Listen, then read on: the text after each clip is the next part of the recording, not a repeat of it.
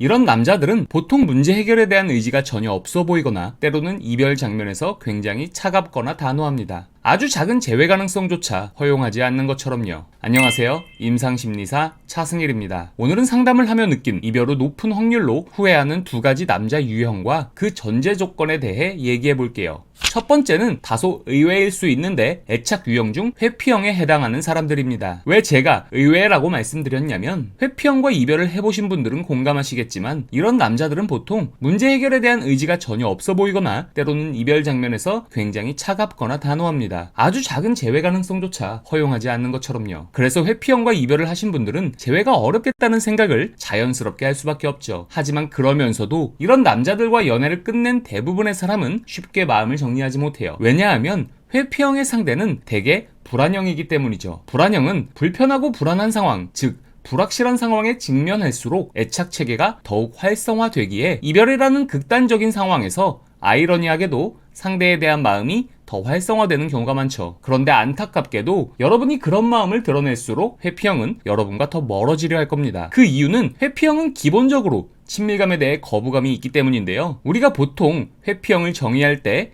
갈등을 피하거나 대화를 피하는 사람들을 보면 저 사람 회피형이네 라고 생각하지만 그건 회피형의 부수적인 특징일 뿐 그것만으로는 그 사람이 회피형이라고 단정 지을 수 없어요. 상대가 회피하는 이유가 친밀감에 대한 거부감으로 인한 것인지 그래서 자신만의 영역이나 규칙이 명확한지의 여부를 확인하는 게 더 중요하죠. 만약 여기까지 듣고 여러분이 만나던 상대가 회피형이 맞다는 생각이 든다면 여러분이 지금 하셔야 할 일은 애착 활성화 버튼을 오프로 전환하는 거예요. 그때야 비로소 상대는 본인의 감정을 마주하게 됩니다. 그리고 그런 과정 속에서 회피형은 후회가 밀려오는 경우가 정말 많아요. 자신도 몰랐던 관계의 가치를 깨닫게 되는 거죠. 물론 여러분이 불안형이라면 이게 쉽지는 않을 겁니다. 내가 이 관계에 손을 놓아버리면 정말 이 관계가 끝나버릴 것 같은 불안함이 여러분을 잠식하고 있기 때문에 뭐라도 하고 싶은 마음이시겠죠. 그러나 여러분이 지금 당장 할 수 있는 건 재회에 도움이 되지 않는 것들 뿐입니다. 그러니 당분간만이라도 상대방에 대한 관심을 완전히 꺼두세요. 이게 여러분이 그토록 원하는 재회에 훨씬 도움이 될 겁니다. 이어서 두 번째, 이별 후 후회할 확률이 높은 유형은 갈등 상황에서 늘 먼저 사과를 하지 않던 사람입니다. 이들이 평소 갈등 상황에서 먼저 사과를 하지 않거나 자기 잘못을 인정하지 않는 이유는 자존심 때문일 수도 있고 스스로는 진짜 문제점을 모르기 때문일 수도 있어요. 이유가 어쨌든 간에 만약 항상 좋은 게 좋은 거지라는 생각으로 내가 먼저 손 내밀고 관계를 유지했던 경우라면 이번만큼은 기존과 완전히 반대로 행동하세요. 그래야 그들이 처음으로 관계의 가치를 체감합니다. 그들이 지금까지 뻣뻣한 태도를 유지할 수 있었던 건 결국 여러분이 먼저 화해의 제스처를 취했기 때문이에요. 그럴 때마다 그들은 심리적 우위를 선점했을 겁니다. 그래서 그런 상황이 반복되다 보니 이별 상황에서도 역시 관계의 소중함이나 자신의 진짜 속마음을 제대로 마주하지 못했을 확률이 높죠. 그러나 만약 이번에 여러분이 기존과는 다른 태도로 더 이상 먼저 손 내밀지 않고 완벽한 이별을 암시한다면 그들은 높은 확률로